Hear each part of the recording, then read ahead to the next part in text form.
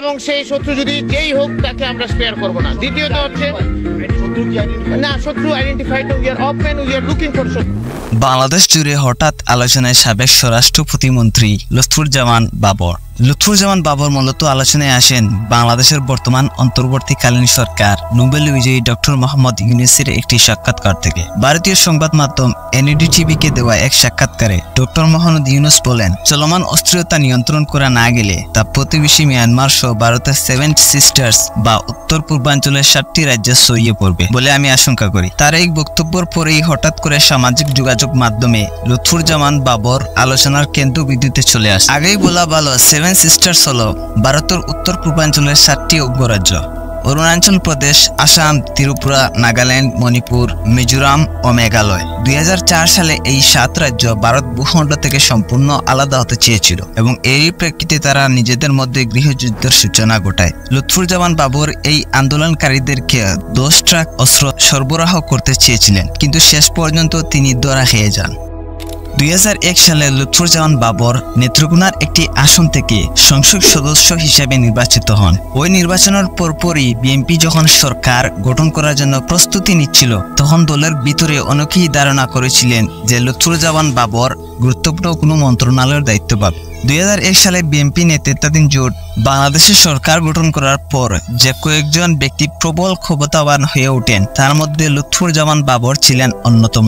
মনে করা হয় যে বিএনপির নেত্রী এবং ওই সরকারের প্রধানমন্ত্রী খালেদা জিয়ার বড় ছেলে তারেক রহমানের সঙ্গে ঘনিষ্ঠতাই ছিল বাবরের ক্ষমতাবান হয়ে ওঠার মূল ভিত্তি। 21 আগস্ট 2004 সালে গ্রেনেড হামলা মামলায় 18 মার্চ 2012 সালে তারেক রহমান ও লুৎফুজ্জামান বাবর সহ নতুন তালিকাভুক্ত 30 জন আসামির নাম যুক্ত হয়। 1 অক্টোবর 2018 সালে এই মামলায় তাকে মৃত্যুদণ্ড দেওয়া হয়। 2004 সালে ধরা পড়া 10 ট্রাক অস্ত্রের চালান মামলায় 3 অক্টোবর 2010 সালে 10 ট্রাক অস্ত্র মামলায় সেন এরেস্ট দেখানো হয় বাবরকে। এই মামলায়ও তাকে মৃত্যুদণ্ড দেওয়া হয়। খালেদা জিয়ার নেতৃত্বে বিএনপি সরকার 2001 থেকে 2006 সালে ক্ষমতায় থাকার সময় যেসব ঘটনা ব্যাপক আলোড়ন এবং সরকারের মধ্যে প্রবল অস্বস্তি তৈরি করেছিল, তার মধ্যে অন্যতম হচ্ছে 10 ট্রাক সমপরিমাণ অস্ত্র উদ্ধারের বিষয়টি। বাংলাদেশের ইতিহাসে সর্ববৃহৎ অস্ত্র ও গোলাবারুদের চালান আটক করা হয় 2004 সালের 1 এপ্রিল রাতে।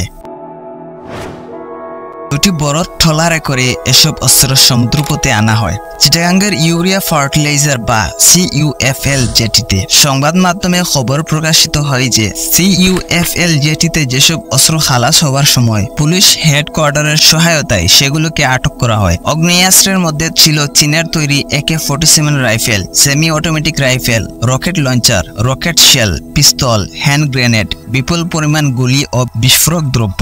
এই অস্ত্র যখন গণনা করা হয় তখন দেখা যায় 1790টি বিভিন্ন ধরনের অস্ত্র, 11.5 লাখ গুলি, 6,500 ম্যাগাজিন, 27,000 গ্রেনেড এবং 150টি রকেট লঞ্চার। সেদিন দিবাগত রাত 2টা থেকে ভোর 6টা পর্যন্ত এই উদ্ধার অভিযানে নেতৃত্ব দেন চট্টগ্রাম মহানগর পুলিশের তৎকালীন ডিসি আব্দুল্লাহেল বাকি ও ওসি। প্রায় 30 জন পুলিশের সঙ্গে উদ্ধার অভিযানের অংশ নেয় কোস্ট গার্ডের সদস্যরা। 10 ট্রাক অস্ত্র উদ্ধারের আগে থেকেই বিএনপি সরকারের সঙ্গে ভারতের সম্পর্ক খুব একটা ভালো যাচ্ছিল না। এর মূল ছিল নিরাপত্তা ইস্যু। ভারত তাদের উত্তর পূর্বাঞ্চলের 7টি রাজ্যের নিরাপত্তা নিয়ে বেশ চিন্তিত ছিল। ভারতের অভিযোগ ছিল দেশটির উত্তর পূর্বাঞ্চলের বিদ্রোহী গোষ্ঠীগুলোকে মদত দিচ্ছে বিএনপি সরকার। এমন অবস্থায় 10 ট্রাক অস্ত্র ধরা পড়ে। তখন ঢাকায় ভারতীয় হাই কমিশনার ছিলেন বিনার সিকরি। তিনি বলেন, উত্তর পূর্ব ভারতের তৎকালীন বিদ্রোহী গোষ্ঠীগুলো বাংলাদেশের ভিতরে বসে নানা কাজকর্ম করেছিল। চট্টগ্রামে যখন বিপুল পরিমাণে অস্ত্র ধরা পড়ল, তখন এসব ঘটনার সঙ্গে তৎকালীন সরকারের সম্পৃক্ততা বিষয়টি একেবারে প্রকাশ্যে চলে আসলো। অবশেষে তৎকালীন স্বরাষ্ট্রমন্ত্রী লুৎফুজ্জামান বাবর বলেছিলেন, চট্টগ্রামে আটককৃত 10 ট্রাক অস্ত্র ও গোলাবারুদ দেশের অভ্যন্তরে ব্যবহার এবং নাশকতার জন্য আনা হয়েছে। আওয়ামী লীগের কথা সরাসরি উল্লেখ না করে তৎকালীন স্বরাষ্ট্র প্রতিমন্ত্রী বলেন, 30 এপ্রিলের মধ্যে তারা যেহেতু এই বিএনপি সরকারের পতন ঘটাবে বলেছে, তাতে এই বিষয়টি উড়িয়ে দেওয়া যায় না। অন্যদিকে তৎকালীন বিরোধী দলীয় নেত্রী শেখ হাসিনার অস্ত্র আটকের ঘটনায় আন্তর্জাতিক তদন্ত দাবি করেন।